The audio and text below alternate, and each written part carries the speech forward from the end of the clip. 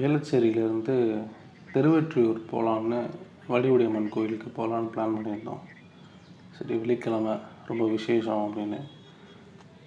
சரி, மெட்ரோவில் போகலாம் அப்படின்னா ஆலந்தூரில் போயிட்டு காரை ஸ்டாப் பண்ணிவிட்டு அங்கேருந்து மெட்ரோ திருவொற்றியூருக்கு. இதுதான் எனக்கு தெரிஞ்சு ரொம்ப ஈஸியும் கூட.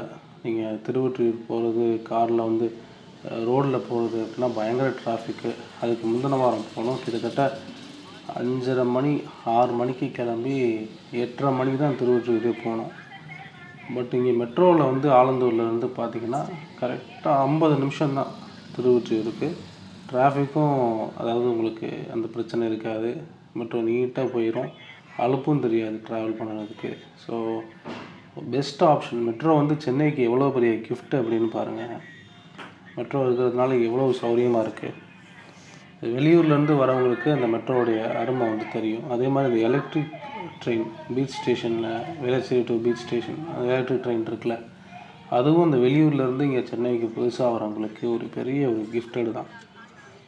அப்போ ஆலந்தூரில் கார் பார்க் பண்ணிவிட்டு போயிட்டோம். டிக்கெட் 50 ரூபா ஒரு ஆளுக்கு. ஆலந்தூர்லேருந்து திருவொற்றியூர் தேரடி ஸ்ட்ரீட், தேரடி வீதி, அதுதான் கோயில் தெரு. 50 ரூபா ஒரு ஆளுக்கு. 11 மணி வரைக்கும் இருக்கும். காலையில் 5 மணிலேருந்து நைட்டு 11 மணி வரைக்கும் ட்ரெயின் இருக்கும்.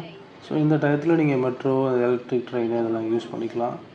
மெட்ரோ அந்த ஏசிலாம் போட்டு இருக்கிறதுனால உங்களுக்கு நல்லாயிருக்கும். அலுப்பு தெரியாமல் போகும். இந்த மாதிரி லாங் ட்ராவலுக்கு மெட்ரோ ரொம்ப ஒரு சிறந்த ஆப்ஷன். ஆனால் இந்த டிராஃபிக் எவ்வளோ ஒரு இது பாருங்கள். சிவகங்கை மாவட்டத்தில் 46,000 ஸ்கொயர் கிலோமீட்டருக்கு 13 லட்சம் பேர் தான் இருக்கிறாங்க. சென்னையில் பார்த்தீங்கன்னா கூகுளில் பார்த்தேன், 175 ஸ்கொயர் கிலோமீட்டருக்கு 46 லட்சம் பேர் இருக்காங்க.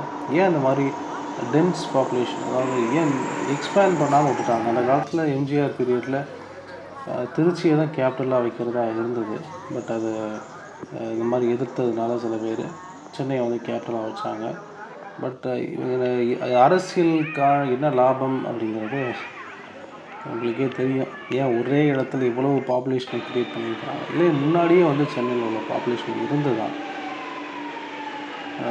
Over population. சென்னையை பொறுத்த வரைக்கும் 175 ஸ்கொயர் கிலோமீட்டருக்கு 46 லட்சம் பேர்னால் யோசிச்சு பாருங்கள். எப்பா, யோசிக்கிறதுக்கே பயங்கரமாக இருக்குது. ஓகே, சப்ஸ்கிரைப் பண்ணிக்கோங்க. பாய்.